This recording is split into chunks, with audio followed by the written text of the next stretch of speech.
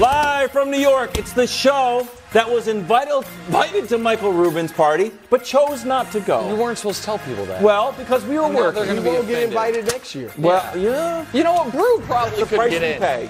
Brew just shows up. It's like, come on, I'm on the list. Today. I went. I was there. No victory. Is Tatum recruiting Damian Lillard? The slim chance that the Portland Star ends up in Boston. Meanwhile, who Josh Allen is actually blaming for his minicamp controversy with Stefon Diggs? It's great. It's the media. Oh, I thought that was going to be a tease. And finally, it would have been a good one. Is the Prince an MVP candidate? Wow, really? Well, I mean, he literally is. He literally is. Now, is he a strong MVP candidate? That's a matter of opinion. I would say yes. Are we doing this topic right here? No, we're not. Let's just talk about it. Alongside Chris Broussard, I'm Kevin Wiles. Yeah, hey, buddy.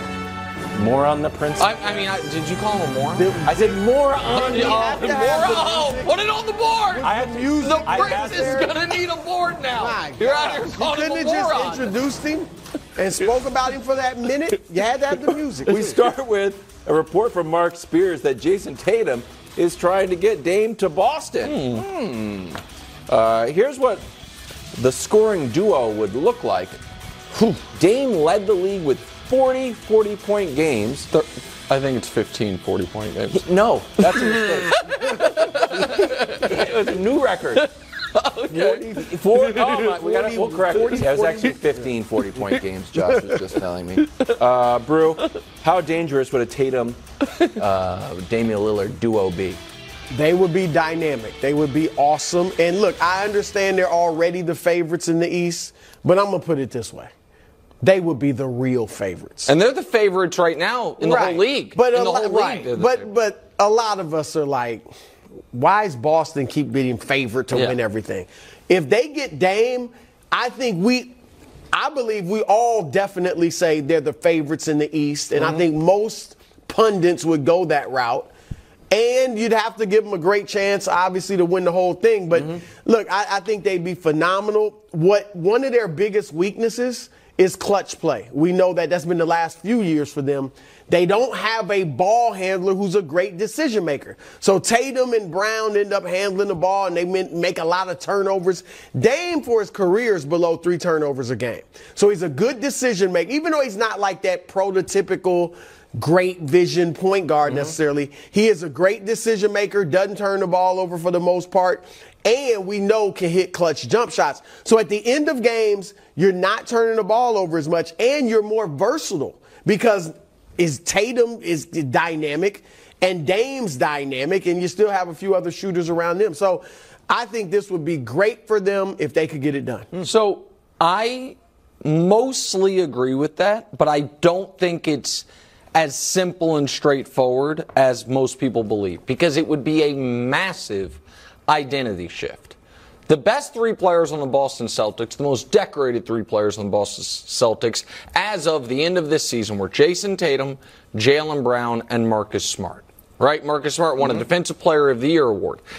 You just traded Marcus Smart, whose identity was toughness and defense, for Kristaps, who, while maybe is a slightly underrated defensive player, you did it for his offense and his floor spacing, and nobody would call him he's not an NBA tough guy. He's more of a finesse player. You would then be trading Jaylen Brown, his skill set is two-way guard or two-way wing player, a very good defender, good offensive player, toughness, for Dame, whose biggest weakness is defense purely because of his size, not because he dogs it on that end. But so you now have he's totally not like getting after it. He's not necessarily getting after it, but my point is, even if he were at 6'1.5", you're going to be limited defensively. You are totally changing the lifeblood and the makeup of this team, and you're doing it on the fly. You're doing it when you were, once Milwaukee went out, the massive favorites to win the conference. This year come the playoffs. Huge favorites over Miami. You had just been to the finals. It also does warrant mentioning the Dame straight up for Jaylen Brown trade does not work. Boston has to include another real salary in that. So is it Al Horford? Well, now you're giving up, now he's very old, but more defense. Is it Brogdon? I guess maybe if Portland would want him. Brogdon would be good for Portland. But sure, veteran point guard. Yep. But it's not a one-for-one. You would be losing something else out there. And so, again, I would do it. Mm-hmm. But I don't think it is as, and I'm not trying to rehash the Miami conversation right now, it's not as seamless as a Miami trade where you're not, taking away one of a Bam or a Jimmy, one of their key contributors. I do agree in the shift in philosophy, but I think that came under Mazzulla. Yeah, that's what he wants. He clearly is more offense. You still have Derek White, who I think supplanted. Excellent. Marcus Smart? Marcus Smart is the best defender. He made all defensive team. Robert Williams and Chris Stapps, who is a good rim protector. So that's still, and I think they should bring back Grant Williams. I know he kind of fell in Mazzulla's doghouse, but I think they got enough toughness and defenders to make at Michael Rubin's party. I talked to him there. Can we stay here real quick before we move to the Jaylen Brown part of this? I'm going to play you a piece of sound, too. Oh, okay, go ahead. Then. You want to play that first? Yeah, please, go ahead. Okay, here was Chris Haynes with Dan Patrick when asked about Dame to Boston. Take a listen. You can confidently report that Dame would not want to go to Boston. Is that what you're saying? Okay. I think that's pretty safe to say. So I don't know how much how serious we should take this rumor if Chris Haynes, who has been locked in this Dame reporting, is just straight up laughing about it. So that's what I wanted to ask Brew. One of the things I wanted to ask Brew was you have been adamant that the Blazers shouldn't try to stick it to Dame, right? But his wants and needs and aspirations can't be at the top of their board. A good move for them too. Right, and I understand that argument. From the flip side of it, though, if you were running the Boston Celtics, let's say they confirm on their own that Chris Haynes' laughter means exactly what we think it means. Mm-hmm. Damian Lillard does not want to go to Boston. For whatever reason, whether it's the weather, the reputation of the city, maybe whatever it is, doesn't want to go there. Would you still be comfortable in trading away a major asset in Jaylen Brown, which you could get maybe a different star for, or keep and rehab that relationship for a guy if he says, I don't want to live and play in Boston? If this were to get serious, then they would get permission from Portland to talk with Dame. Sure. And if Dame, if you talk with him and his agent, Aaron Goodwin, and they're just like, whatever their reason, he just hates Boston. He will not be happy there. You won't get the best out of him, or you won't get the best out of me, or whatever it is, then that certainly makes you rethink it. Okay. But I think if they sit down with Dame and I would actually try to get a Kevin Garnett to speak to him, because Garnett didn't want to go to Boston. And a lot of players' concern about Boston is the racial reputation of the city. Yeah, well earned. And so you get these, and it's America. It's racism everywhere in America, including Portland. All right, so I think he's from Oakland too. They got a little bit of racial history there too. So Dame is from Portland or Oakland. Yeah. So I'm saying you have these guys, because Garnett and others, Pierce, love playing there. And so I think what you have to sell Dame on is not the basketball fit, because he's smart. He knows that's a good one. But the city, the fans, the culture of the organization, what it's like to play for this. You have to sell him on all that. Now, if he's adamant, but I understand and I agree with Chris that he doesn't want to play there. But that doesn't mean he won't play there and won't play well. Question for you, bro. So at that meeting, if Aaron Goodwin and Dame are like, he doesn't want to do it, and then there's another meeting, let's say with Philadelphia, and doesn't want to do it, and then there's another meeting doesn't want to go there, to just drive home, hey man, I only want to play for the Heat, so let's stop with all these other trades and call Pat Riley and get it done. Can he just say that to every team? Yeah, see, I think Portland has some power in this, because they can be like, look, we're not, if we don't get a great deal from Miami, we're not sending you there. Now, maybe at some point they just have to buckle, or maybe not. Like I said yesterday, I think they can sit down and talk about a compromise. Yeah. Like, Dame, we won't send you to Utah if you adamantly don't want to go there. We don't think they'd be a contender. We get it.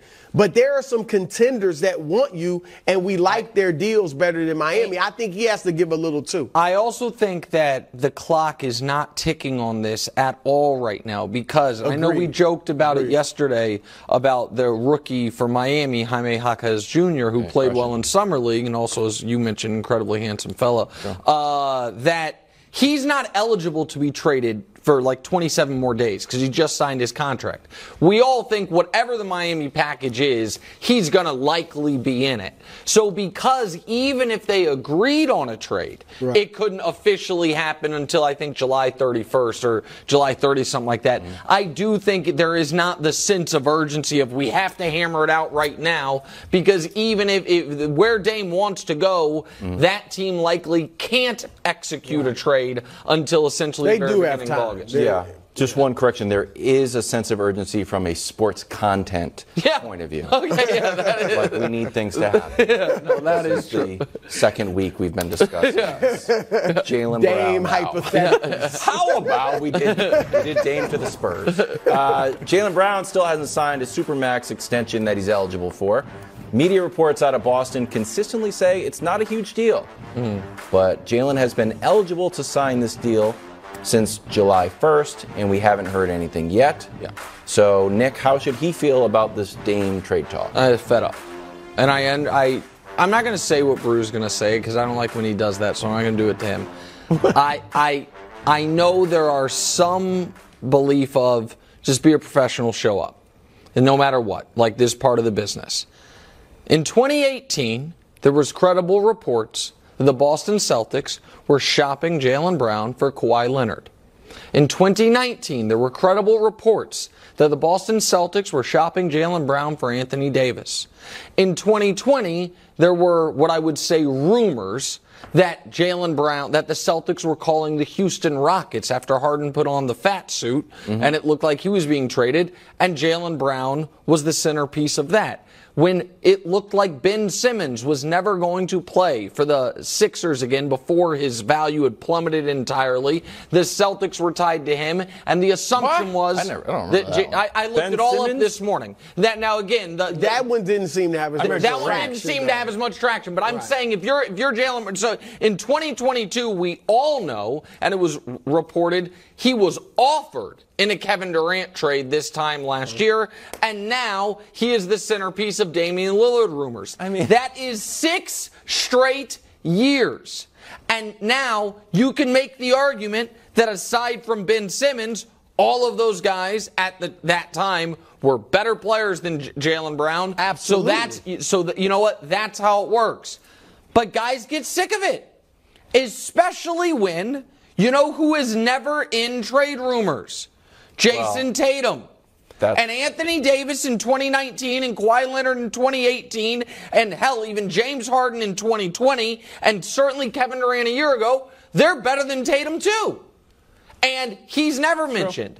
And Jaylen got there first to Boston. Right. So right or wrong, I would imagine he's sick of it, which is why I believe Boston entertaining this Dame stuff, unless they are confident we're going to get him, is a very risky maneuver because it is now another year where the whole speculation is where's Jaylen Brown going to live? Who's he going to play for? And so I would imagine he doesn't feel great about it. That's my answer. Yeah, look, and I get a lot of what you said. I'm going to look at it from the Tatum's, like how would he feel about Tatum? Okay, because this is not a report that the Celtics have made an offer or are thinking about making an offer. This seems to be Jayson Tatum. Now, I'm sure he talks with the organization, but this is basically him on his own, probably knowing, look, if we can get Dame, I'm sure Brad Stevens and these guys are with it, right? So I think he's on his own, like, hey, man, you should come play with us, all that. And look, obviously, if you're Jaylen Brown, you don't like that. But Jayson Tatum's story has got to be, I'm talking about bringing him here with me and you still here. Oh, yeah. That has to remain his story. Because here's the thing. I'm sure Dame isn't like, well, who would y'all trade for me?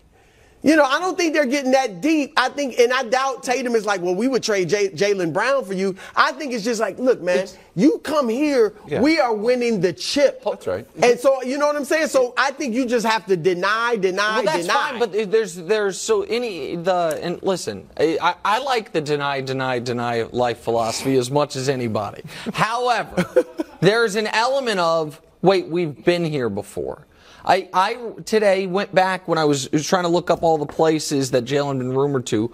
Jalen told Logan Murdoch that last summer he initiated a 3-way call with Tatum and Brad Stevens about, hey guys, what's up with the Kevin Durant stuff? Now, and so he was like, yeah, I just felt we needed to clear the air because what was being reported there was that Tatum was recruiting Durant.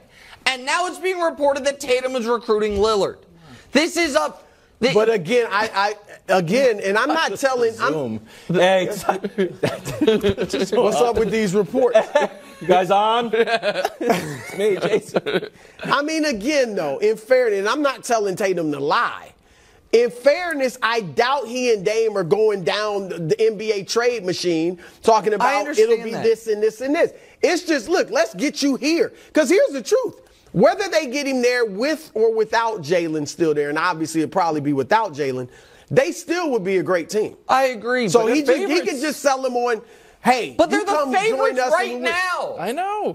If you're Jalen Brown. But you're not that confident in him. How much more would you be confident in them if they got Dame instead of Jalen? I think I would believe in them more because I think they need to shake the snow globe. But I also think that, you know, a team that all of its success or so much of its success came between defensive and toughness, who's now your weak defensively on the perimeter, and your interior defense is Kristaps, who is injury prone, Horford, who's older than me, and Robert Williams, who's super injury prone.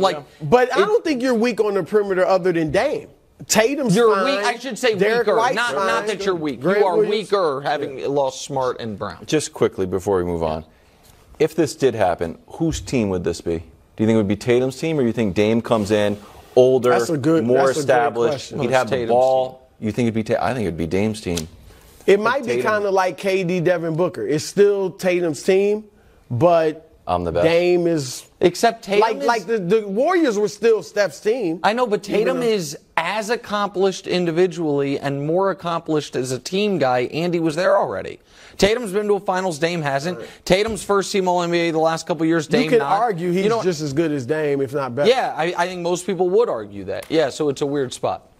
I don't think it would be a discussion, though. You just go out and play, Wild. Just go out and play. Yeah, we didn't have that. It'd be Dame's team. Miami's still in the driver's seat, but Philly has an outside chance. Windhorst noting that if the Sixers offered Maxey, Dame might be in Philly by now. Yeah. I was like, visiting? Like, no, actually a member of the 76ers. Your reaction, Nick? Yeah, I think one thing Brew's been, I think, 100% correct on is of the realistic offers, Philly can likely construct the best one because Maxey is 22 years old, a 40% three-point shooter, and has improved each year. Those are the same reasons why it looks like Philly does not yet, and I don't know if they will ultimately, want to offer him up. Mm-hmm. Is Damian Lillard better than Tyrese Maxey? Yes. Is he so much better to offset an 11-year age difference and these facts? Tyrese Maxey, assuming Philly does give him a max contract next offseason. Yeah.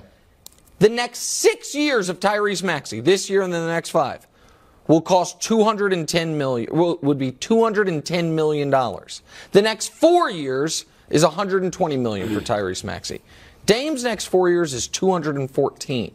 So you'd have him for 6 years for less than you'd have Dame for 4, and it's just, you know, his young 20s into his prime as opposed to Dame on the back end. And you can't do Tyrese plus picks for Dame. You almost assuredly have to include Tobias Harris to make the money work. And while Harris, we can say, he makes too much, he's a useful player. He's a good player. He's very good. And good so, yes, good. So I just great taste in cookies. Would I do it if I were Daryl? I think so.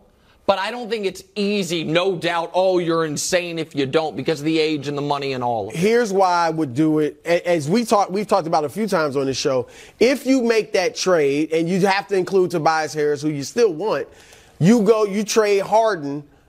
Now, Harden and Dame could play together. Or do you keep Harden? But I look at trading, because for depth, I look at trading Harden to the Clippers for 3 role players: Norman Powell, Terrence Mann, Marcus Morris, and whatever. Mm-hmm. All right, so I think you're fine there.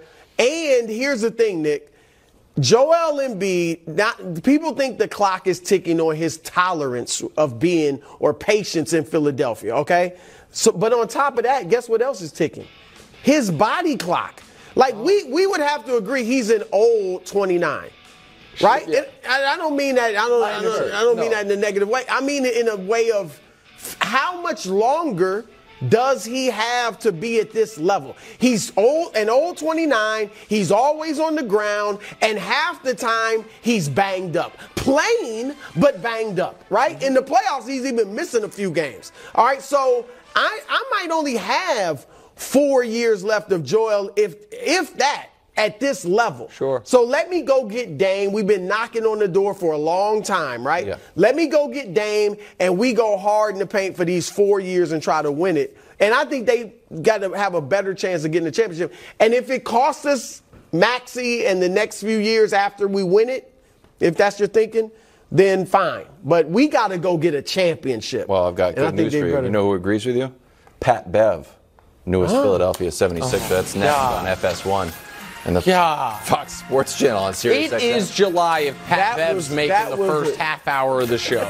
I mean, that's great, though. Look at that. Look at Pat Bev. I'm telling you, want him on your team. Well, literally nobody does.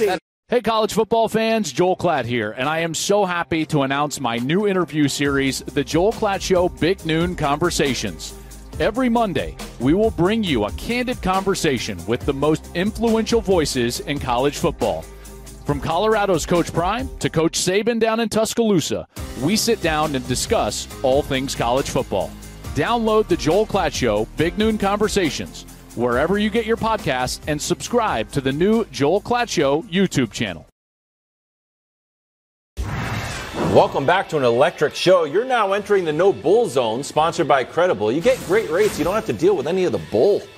Check in on the Pat Beverley podcast, where the newest member of the Philadelphia 76ers described his process for teaming up with The Process. Take a listen. This is a Hall of Fame coach that just got fired. His response, exact words: I love Philadelphia for you. They need you. You will be great with Joel. James, he respects you. You will be great with him. If I had you last season, we would have been a different team. Shout out Doc Rivers, too, baby. It's my man. So shout out Doc. Okay, well, it's a good I wish Philly had known that, because they could have been the team to claim him off of waivers when the Magic got rid of him last year. Patrick Beverley, it is July 5th? Mm-hmm. From July 6th of last year to right now, that's 364 days. He has been a Minnesota Timberwolf, a Utah Jazz, never played for him, though, a Laker, regrettably, a Magic, never played for them, a Bull, where his only moment of note was the too small stuff, and now a Philadelphia 76er. And he is such a difference maker that's a good moment, not only is he on a minimum, but he didn't even get the fun minimum like the Suns guys got, or Russ got, with the player option in the second year. It's like, nah, bro, we can't deal with that. So that's he was proven right there, too. I tried to tell you guys about that. So you guys bought me a silly Patrick Beverley jersey that I think you still have somewhere. But the end is not. I do still have it, Pat. Okay, there it is. There we go. And so you never why didn't you take it home? Here's summer, you can have your arms out. Patrick Beverley once out, was a useful player in this league, and that was alongside James Harden. But that time has come and gone. But now? And so I do find it interesting that they are bringing him in, if nothing else than to show their confidence that they might keep Harden. Right. But no, I mean, he's going to be the 11th man. He's not. I definitely think it's related to Harden. And look, his best days are behind him. There's no doubt. You don't say. But yes, exactly. I like it. I like it. If he can't get on the court, you know what? I think he'd be good in your locker room. No. I think he's good for confidence. True. I think he will be Harden's hype man. Harden had some bad moments even with Beverley there in Houston, right in the playoffs. But I do think maybe he can get Harden going. Hype him up. Isn't that what get his PJ Tucker's confidence there for? And PJ Tucker at least is good at basketball still? I'd like a little help. I'd like a little help, and that's Patrick Beverley. I'm not down on this. I think that, look, I don't think it would have changed anything last year, so I disagree with Doc on that. But I agree with Doc on I like Bev there. They need you. No, they need a little more tough. Vibes. They need a little. They need a little more tough. He's great for vibes. Then why did teams keep trading him and waiving him? Why do teams that have him and experience him? You mentioned Orlando. Who'd you mention? Orlando. So Chicago. LA those couldn't are wait bad to get teams. rid of him. Orlando. Why did LA sign him? Orlando, the moment because they made it was Orlando. You don't need a guy like that because you're not any good. Sorry, Wild. Okay. Chicago was a play-in team last year. They were up 3 on Miami with minutes left. Maybe they could have been in the finals. They're not good enough. Hold on. They got the Patrick Beverley experience. They could have had him for, let me check, the least money you're allowed to pay a player. And they were like, no thanks. So, what are we talking about? He can't hurt. He does hurt. That's why teams Doc keep said paying him to go Harden away. respects him. I like him. Doc says Doc's not the coach there anymore. Well, it's Nick Nurse. Get him in there. It was a nice move from Doc to recommend I like it. Okay. I like it too. Nick just is down. No, and I like. Okay, just because he said we had the worst show on television. No, that's not why. Did he say that? Yeah, I mean, no. But to be fair, I changed everything I said. Honestly, I think it was a shot at Nick. It was just me. I still think it's just me, and that's fine. But I am not responding to that because my commentary on Patrick Beverley far predates him ever firing back. And he's welcome to fire back. That's what he has a much longer future podcasting career than basketball career ahead of him. So I don't blame him for that. But everybody. That's not fair. Oh, well, it's podcast can go on for 35 years. Okay, I'm just telling you. Year 36. Okay, go what ahead. What happens to podcasts? Okay, go ahead. In any event, let's check in on James Harden. Last spotted at Michael Rubin's party, which was a blast. Left early in the Uber situation. Oh, don't get me started, huh? What's going on? Anyways, overall, good times. Harden was there, posed for a lot of pictures. Here's some with his current teammates. Now, he also posed with Tom Brady, and I don't expect him to play football. But this seems like a positive development. Brew, should Harden consider staying in Philadelphia? He should more than consider it. He should stay. This is the best place for him. Now, I like him with the Clippers, right? Mm-hmm. That would be a heck of a big 3. But here's the problem. They're not healthy. Oh. I mean, of all the teams, Phoenix and the Lakers, that we have to say, the Clippers if healthy, are the worst. By far. By far. Paul George has missed an average of 35 games since he's been a Clipper, the last 4 years, all right, per season. Kawhi Leonard's missed an average of 40 games since he's been a Clipper per season. There's no reason to think both of them will be healthy for the playoffs. And if Harden goes there, what if they get hurt and they don't have a really good season and Harden has to do too much and it's not the same and he has a lot of bad moments? How much money is he getting as a free agent next year? Stay in Philly. I don't think they'd win the championship, but hey, they'd have a shot. Mm-hmm. And if he plays well, they'd have a better shot. So go out there, stay in Philly, play well. And you feel that way even if they trade for Dame? Would you? No, then I think it becomes like it's more Philly. What do we want to do? We don't really need Harden then. Like now, if they don't get Dame, I think they still need James to some degree. So here's the problem for James.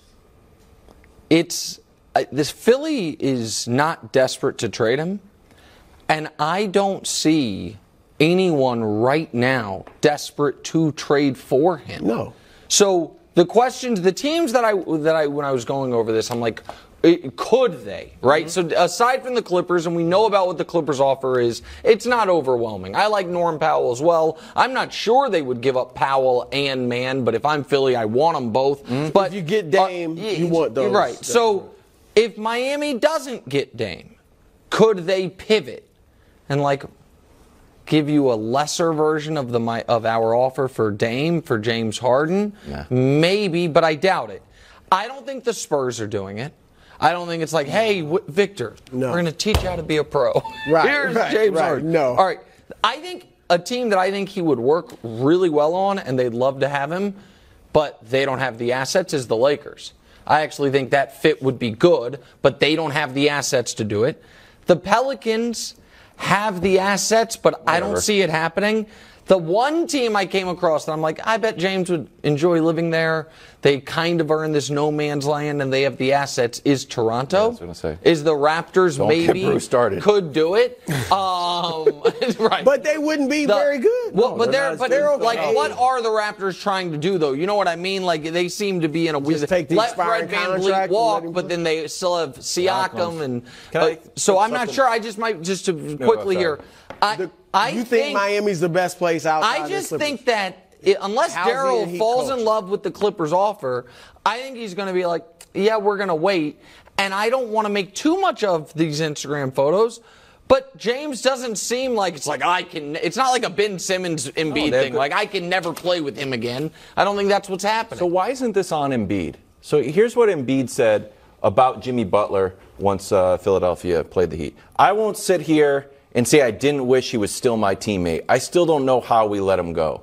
So if Embiid wants James Harden to stay, why doesn't he say, you know what, I'm the MVP. I don't want James Harden to go. Don't let him go. I don't Not hold him, but like make it work. I think part of that is respecting the player's wishes. Like, we always see guys say, look, he got to take care of his family. He's got to I'm going to stay out of his pockets. Harden has come out, or, the reports that he wants to be traded. So it's not Philly saying we got to trade James Harden. It's Harden saying I want out. So Embiid would be going against Harden, which I don't think he wants to go against. And from what player. I understand, Philly is in earnest doing what they told James they would do, which is surveying the landscape. And from what I am told, Joel Embiid has communicated to good. Harden that, hey, man, I'd still love you back. Like, almost essentially that. Embiid is not taking this as, oh, you've asked out, I don't want to play with you again. And so I think in Philadelphia, they think it is, maybe a coin flip chance that he starts the year on the Sixers. And I don't there's think a good chance. Yeah, and I don't think that's irrational. Okay, coming up next, a great episode of Weird and Wonderful. And Mahomes. What is this? I didn't write that. Put it on the board. Where's the board? Put Hubs on the Where's board. the board? Put Hubbard on the Who's board. Hubs? He Former writes our producer. teases? Used to? Baseball is back, and so is Flippin' Bats. 5 times a week, Monday through Friday. So follow us on the Fox Sports app, YouTube, and anywhere you get your podcasts. 41 touchdowns. Careful with them, last year. Daryl. They're delicious, No, but it's talking about caloric. I know No, we got to move on to the Mahomes. calories. We know. Warren Sharp posted this factoid on the MVP's average length for his touchdown passes. Wow. 2019, it was 17 air yards, and then it goes lower and lower and lower. Last year, Mahomes threw 41 touchdowns. Only one traveled more than 19 yards. Yeah. Roll the tape. That's this one against the Chargers. It's a pretty sweet pass to Kelsey, touchdown. That's not Kelsey, but Oh, I'm sorry. It's Watson. It's Watson. I'm sorry. No. Kelsey catches so many of them. No, it's good. I always think it's Kelsey. No, it's Watson. So, Brew, is this something or nothing?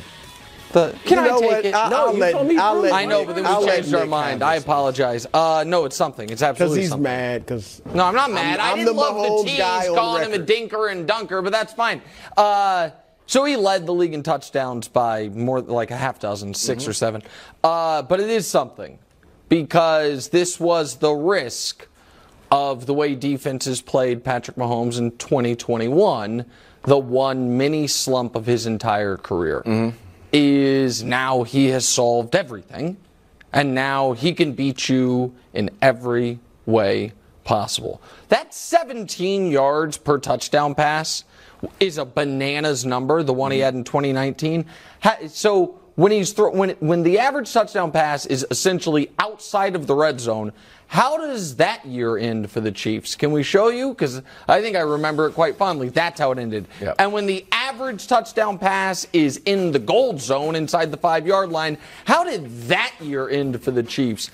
Terry Bradshaw is alongside him both times, and he's holding a trophy. There's no way to defend him.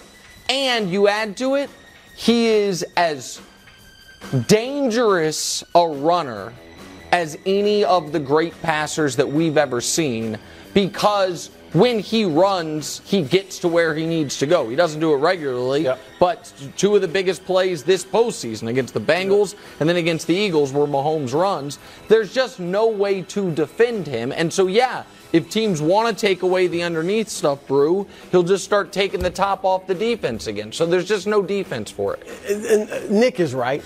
Everything he said is why I said before anyone else that he's the potential GOAT. You did not say it before anyone else. It's in Sports Illustrated, Nick. I didn't make Sports Illustrated write that. I didn't call them and told them to write. Tell them to write it. You're the first They're going to write it again after that comment. But anyway, look, maybe it's nothing, okay? Maybe it'd be something if, as Nick said, he didn't lead the league in touchdowns. Maybe it'd be something if he was 37 instead of 27 and you think, oh, is the arm getting a little weaker? Maybe it'd be something if they didn't win the Super Bowl, all right? It is nothing, and in fact, what it is, I'm turning it, because I think it's real, it's a positive.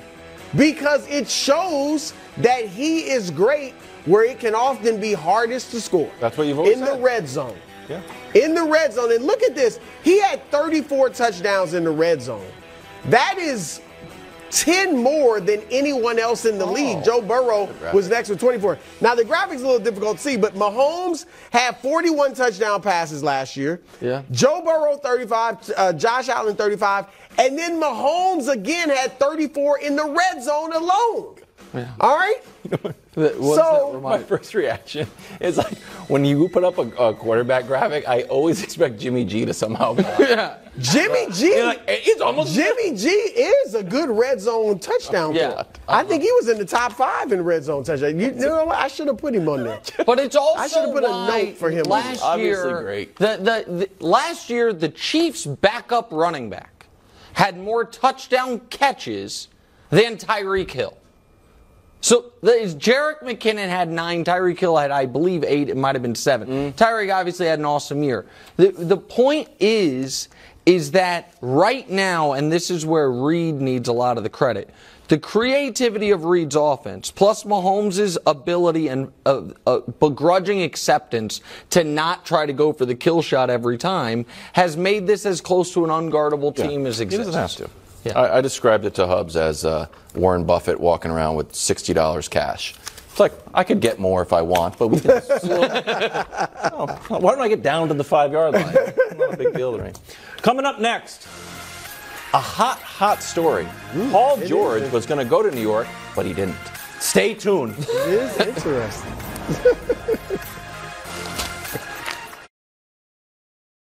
Paul George to New York? No. Last month, the LA Times reported that the Knicks called the Clippers about the 30-year-old sneaky good podcaster. Alan Hahn now reporting that the asking price from LA, too much. Making matters worse is that Paul George wanted an extension. So Paul George still a Clipper, and this deal seems dead. Was this a good or bad move for the Knicks? Good move.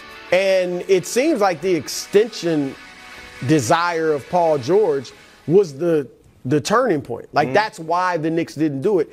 And they are absolutely correct not to do it. He's 33 years old. I said earlier he misses 35 games per year since he's been a Clipper the last 4 years. And you want a 5-year max extension until you're 38? I'm supposed to assume you're going to get healthier? And here's the thing. Even if they had Paul George, let's say, obviously the Knicks aren't trading Jalen Brunson. So let's say it was Julius Randle and R.J. Barrett. I think that's too much. But let's say it was Julius Randle and some fodder just to make it work contractually. I would consider that Because I think Paul George is clearly better than Julius Randle. And Randle doesn't play. He drops off big time in the postseason. But once you bring in and you got to give him the extension, I'm like, even that, I'm like, no, because why? They're not winning the championship. They're not winning the East with Paul George and Jalen Brunson. They're not. No, so there's no reason to do it. Listen, I know this can be frustrating for Knicks fans, feeling like we're on kind of the same treadmill of hoping and waiting for the super-duper star that they've been on for decades. 20 years. But it's the one they've got to stay on. That's correct. They have to keep their powder dry because now, here's what they have.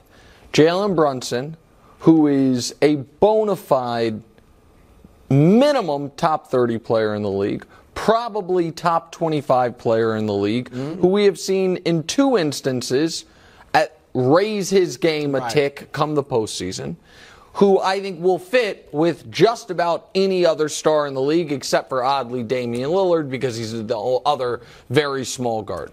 You have all of these draft picks that you're still going to have because so many of them are protected. They're going to keep rolling over.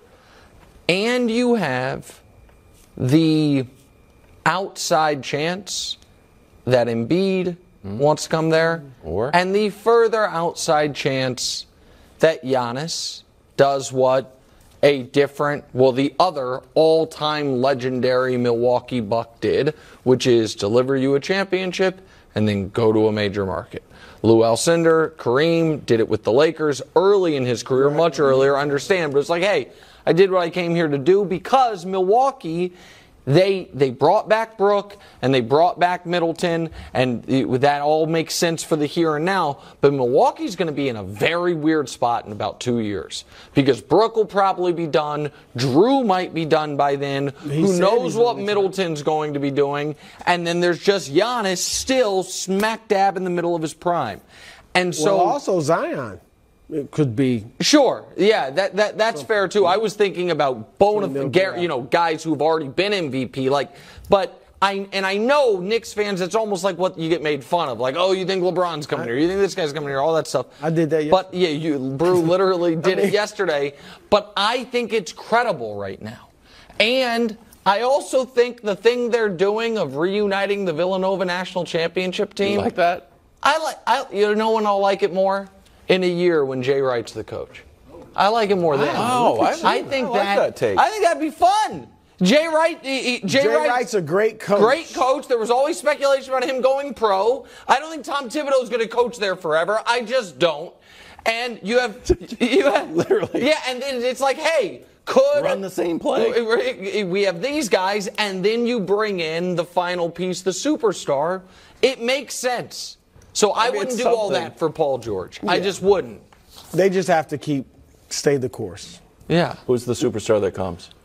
I mean, from the track record, nobody. Huh? I mean, this is the game they've played beyond 20 years, Nick. Carmelo counts. Okay. Carmelo and Amari Stoudemire came too. No, but when Amari came, he wasn't quite what he had been. Correct. But he was still a star. But he's a little And then it went south. Listen, the Knicks are one of your part-time teams. Yeah. You like my plan? I like your plan. I like Zion for the CAA Are you connection. definite that let's play along with this? Okay. If Embiid wants out, you think it's definitely New York? No, I don't. No. Giannis, that's what I'm saying. Like, Giannis a lot of guys have had opportunities to come here and have not. I understand that, but what I think is this. I think look at the teams that have surplus picks plus a lot. The Spurs have some Atlanta picks. That's San Antonio, maybe because Wemby it's attractive. The Pelicans have plus a bunch of picks. They're in a weird spot because that market has never thrived. It's never been, even though I love that city, a super appealing place. Utah has plus a bunch of picks. This guy's not going to demand to go there. Sorry, it's just not going to happen. OKC still has plus picks, maybe, but again, small markets. And then there's New York. And so I just think it is very on the board, especially because the Lakers are minus picks, the Clippers are minus picks, the Mavs are minus a pick. Like a lot of the Miami's about to be minus picks. Like a lot of the big markets aren't going to have the. Watch out for Giannis. ownership change. Remember Windhorst dropped one of those on. Yeah, about the ownership thing. Right. I don't know if he would just pick the getting Knicks, up but the Knicks fans' hopes up. Why? What do you They're mean? just getting their hopes up. They just had the best Giannis season they've had in 20 playoff, years. and they got beat in the second round in 5. That's the best year they've had in 20 years. I'm Knicks fan. Turning our attention to the NFL, Josh Allen joined Taylor Lewan and Will Compton's podcast. It's called Bussin' with the Boys. It's done in a bus. Was asked about the minicamp absence. No, he was actually there, so it wasn't an absence of Stefon Diggs. Here's what Josh Allen said. I love him. That's my guy. Like, what? The media has blown this so far out of proportion. Right? Like, we are in rookie or minicamp. Mm-hmm. We're not playing a game for 4 months. He doesn't show up one day. He's still there. Coach asked him to go home. We were in talks and discussions of trying to resolve some things, and it wasn't anything major. And media just blew it up. And they're still talking about it. It's just like, let it go. Let it go. There's no reason to continue talking about it. He was on the field with us the next day. It was not a big deal. What, Wild? Just can't. What? I just can't. What? Let me give you a break. Give me a break. First, the one thing that I do think is interesting is you're on a very popular podcast. That podcast is excellent. You have a big microphone. You were just asked about it, but because the hosts of the show are football players, they are absolved from being in the media. It's not, but also, they inquired as well. I don't care. People are allowed to criticize the media. A large part of our job is criticizing people or giving opinions. I don't care when people criticize us. I do care when what you're saying belies the history. There is really 2 people, and 2 people only, responsible for this being a thing. The first one is Stefon Diggs. But even him is not the biggest culprit. You know who the biggest culprit is? Sean McDermott. Sean McDermott. Because he's the one who had all the words available to him and chose these 2 twice. Very concerning. Very concerning. You know when we all took it seriously? This wasn't going to be in our show. No. We weren't talking about the Bills mini camp. We're not in Orchard Park. It was when Hubs texts us. He's like, look at what Sean McDermott said. And Sean McDermott looks ghost-faced, like Stefon Diggs. We're like, something really wrong? Pulled like Diddy at USC and was throwing stuff. It was like, we are concerned, man. And so that's who his beef is with. His coach sounded the alarm. And then his coach did the same thing the next day and was like, what are you guys talking about? Like it was an out-of-body experience. And then, Brew, the one thing Josh didn't say there was when he was like, yeah, and he was there the next day. And then the day after, which was our 3-day mini camp, well, that day got canceled. And we didn't really explain why, but it was canceled. So he wasn't there, but nobody was there because it was canceled. Give me a break. I am totally with you. And look, all we did as the media, which is what we're supposed to do, is look at the situation, and then we offered our response. And as you said, there's the very concern. He had that whole press conference, not once did he say, and I told him to go home. Yeah. And then the next day he comes back and says that, right? So first you're saying, and Josh he said this in the podcast, but why did the coach tell you to go home? I mean, that has some degree of seriousness. We're just getting together, right? We're just coming together, and now he's sending you home. And then, as you said, they canceled the practice. And on top of that, Stefon Diggs has a history of being unhappy. Yeah. We saw it in Minnesota. It was contractual, but still, we saw it in Minnesota. And then we've seen him on the sidelines here with the histrionics and basically calling Josh out is what it looks like. So, yeah, we put 2 and 2 together, and we got 4. And you get mad at us for that? So, no, it's Trivia question for you, Nick. Yeah. Who has the best team chemistry in the NBA?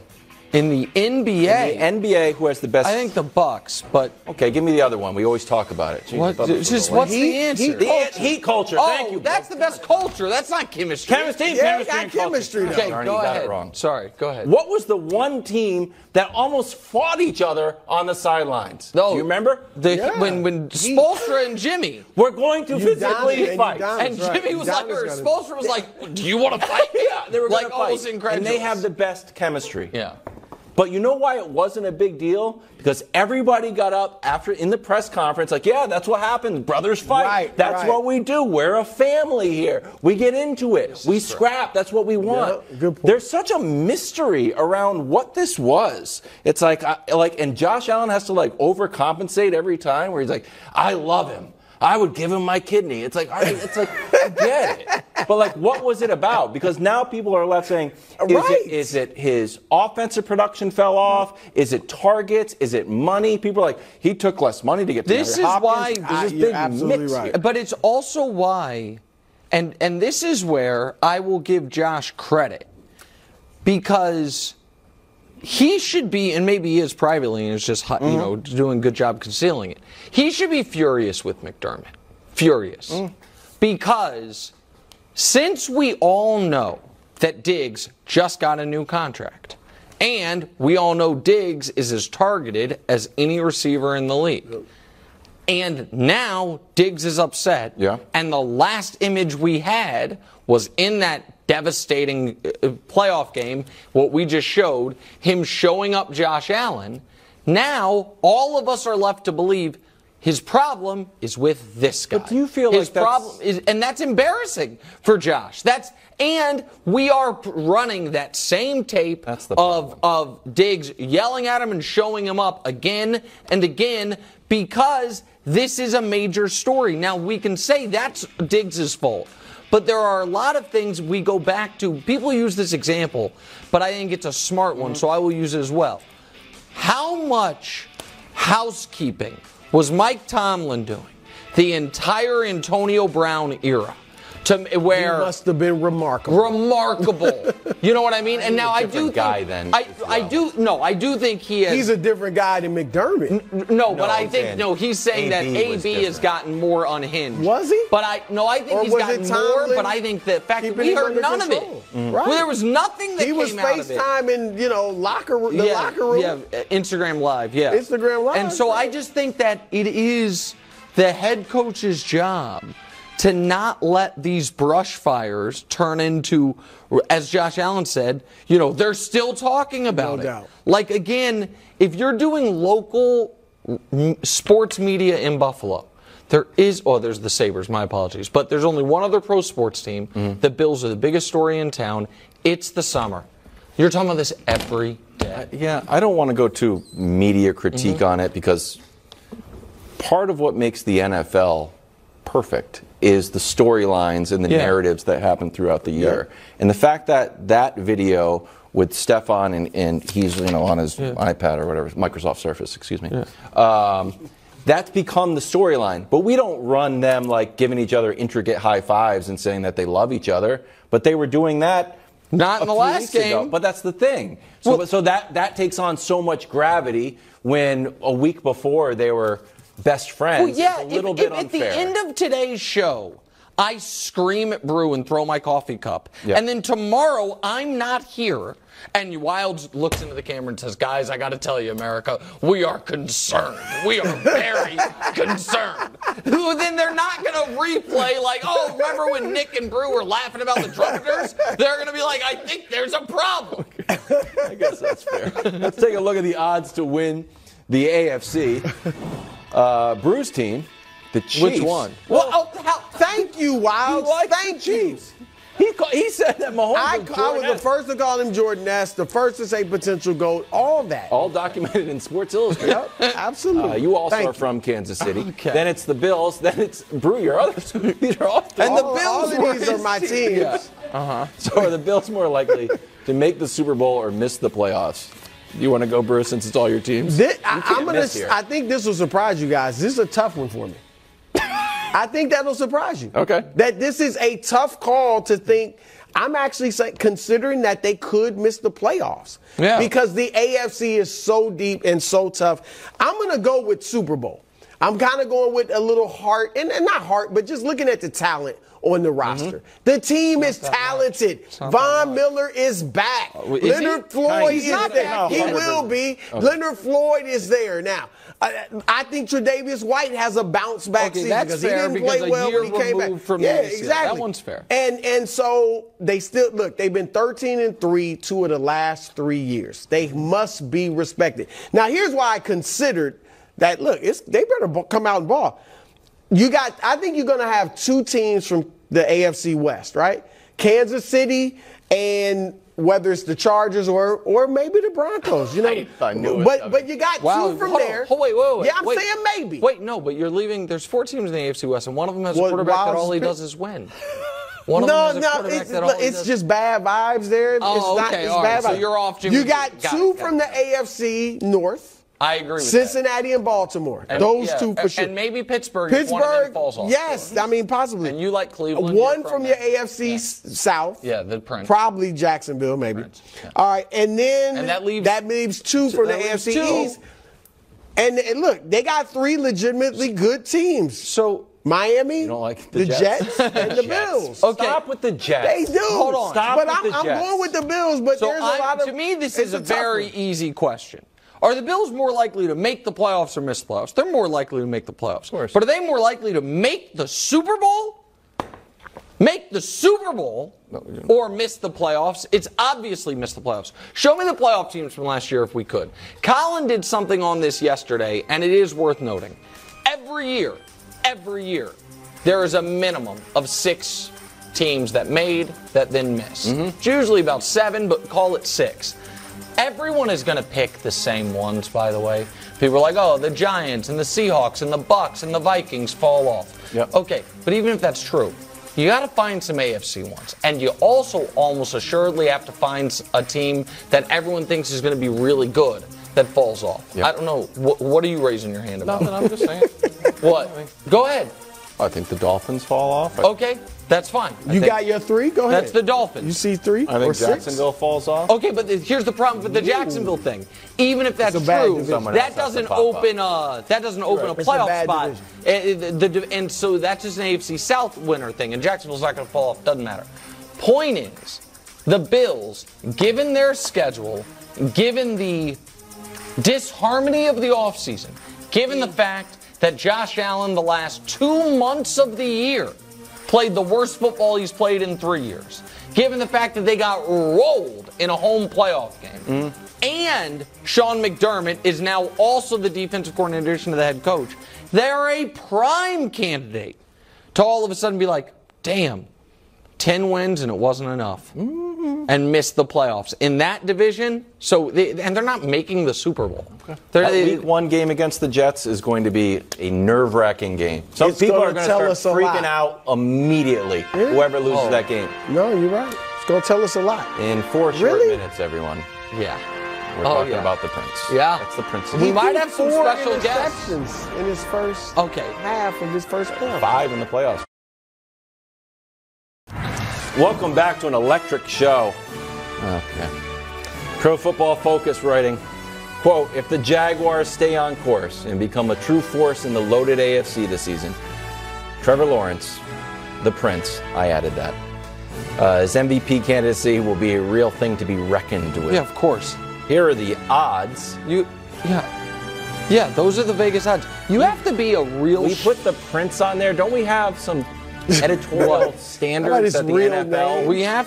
You have to be a real hater to think anything differently. What? Honest to God, you do. The guy, 1 year of his football life has not been A+. Year and a half. No. He played good for the entire half a year. And then even for the first half of the playoffs. But that's not, first of all, that's not how we do things. But since you said half a year, you know what? Let's just draw it up on the fly. Let's show those half a year stats that you're talking about. The final half of last season. Great. A 9-game sample. November to now. So he's top 2 in the NFL in rating, in touchdown interception ratio, and completion percentage. He's 250 yards per game. The Jags are 7-2. And then how did he do in the postseason? Yeah, his initial foot and toe in the postseason water, it was a little choppy. A little? And then he authored the 4th greatest comeback in playoff history. And then he went to Arrowhead and played the best team in the league and played them as tough as anybody. 9 games. So, not even 9. No, You're counting like the 2 losses as awesome games. He what won do you mean? 7 games. I'm sorry he didn't. No, he won more than 7 games. They only played 9 from November and that's on. what you really liked. You're like, he had a 9-game stretch where he was awesome. No. Hold on. I'm sorry. I liked his high school career, his college career. I liked everything but his rookie season. That's and almost now, every let NFL me tell player you the was other, awesome okay, in high that's school funny and because college. none of them were Gatorade High School Player of the Year and national champion undefeated the year Trevor Lawrence was, but that's neither here nor there. Now, here's the other reason, Brew, and this is where I'll sway you. Show me the schedule. Because we've talked about, oh my God, the Jets schedule's so tough, and the Chiefs have the toughest schedule every year. The Jags, because of the division, and because the cross-conference division is the NFC South, they have their own division, and then the worst division in football. Yeah, of course they're gonna get beat by the Chiefs. This team legitimately could be 13-4 without even being awesome. And so, yeah, I mean, look at it. You just say they're losing all of their really hard games. There's only 4 of them. There's only 4 of them.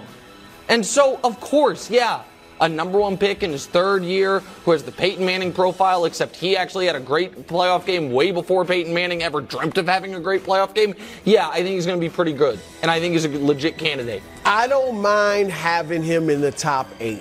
I just have a problem with where. And it's not a huge problem, but don't tell me Lamar Jackson shouldn't be higher than the Prince. Well, what about your Lamar Jackson's about to have a great year, all right? He's got everything is, from what we see in the offseason, everything is looking good. All right, so I'd put Lamar in the top 5. Okay. And then I also would put Aaron Rodgers ahead of the Prince. I'm sorry. You just can't quit Rodgers. You put him in the Super Bowl last year. Oh, he's only got Garrett Wilson, Breece Hall, what looks like it's going to be a top-notch defense. Do you think the Jets have better weapons than the Jags?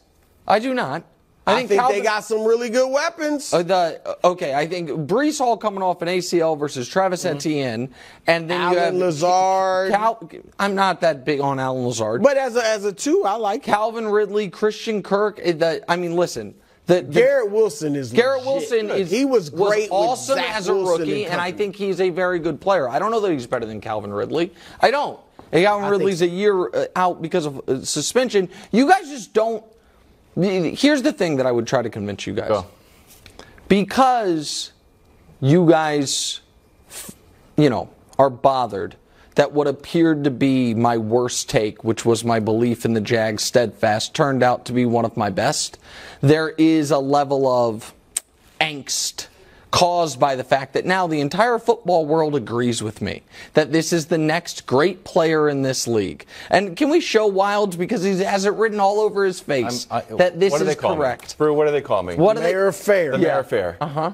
That's a fair point. Yeah, exactly. Thank Part you. of our, I like Trevor Lawrence. No, you don't. No, I like don't Trevor Lawrence. The fact that you're out here gloating and you made a stand and you brought in the trumpeters. Yeah. Was bothersome. Yeah. And then the guy threw 4 interceptions in the first half, and we're like, we're redeemed. We're going to crush Nick. and then the Chargers lose the game. Yeah. And he wins. That was good for the show and was good for you. Uh-huh. I thought I was going to be the star of that show.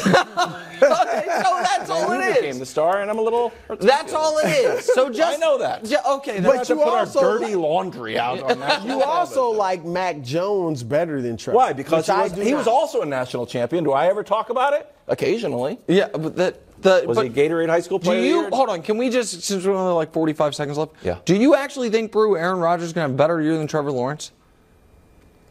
I think he should be ahead of Trevor Lawrence right now on that MVP. I think Lawrence is a dark horse candidate. Okay. I think he might be my pick.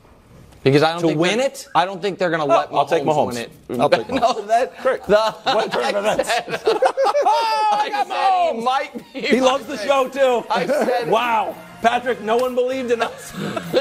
Am I going to have to put Right, myself put on the board? yourself on the board. Nick picking Trevor Lawrence to win MVP. Bad news if you love flopping. NBA refs are running a test during Summer League to eliminate your favorite overreactions. officially. A flop will be determined by the referees at the game. It will be penalized. This is outrageous. Outrageous. I didn't do that. You guys put LeBron on here. This is had nothing outrageous. to do with it. I did not know it was going to be LeBron. That's a funny one. I had nothing. That was after he was fouled. That wasn't even a flop. I didn't do it. Can we see that again? Will be assessed an unsportsmanlike technical foul, which won't count towards personal fouls or lead to an ejection. So, do you like this idea? Okay, well, again, now we're just showing it after the case. So here's the thing, and I think, so that is what they're trying to get rid of. Yes. And they're trying to get rid of the guys who shoot a three and nobody touches them and they look like they get hit. Mm-hmm. They are not going to penalize guys, and I'm not just saying this because it was LeBron. The LeBron one we showed, guys who do get pushed or grabbed and then exaggerate it, they're not going to get a technical for that. It's what Van Gundy would. So like right there, Jokic. They're not going to penalize that because Jokic got bumped and then sold it. They're trying to get rid of the stuff Van Gundy would freak out about, which is that's exaggerated though. But I don't think they're. Do you think I'm wrong, Wilds? They're not going to the exaggerated stuff. They're not going to give you. But I think there's a limit to how much you can exaggerate something. But I think, don't you think the only thing they're going to give a technical for is essentially the outright lying, like the guys who someone swipes past their face, makes zero contact, and they grab their eye and they're like, I got hit.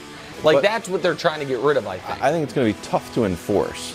Because if Joker weighs, how much does Joker weigh? 265? Yeah. Does he, maybe he doesn't have to move at all.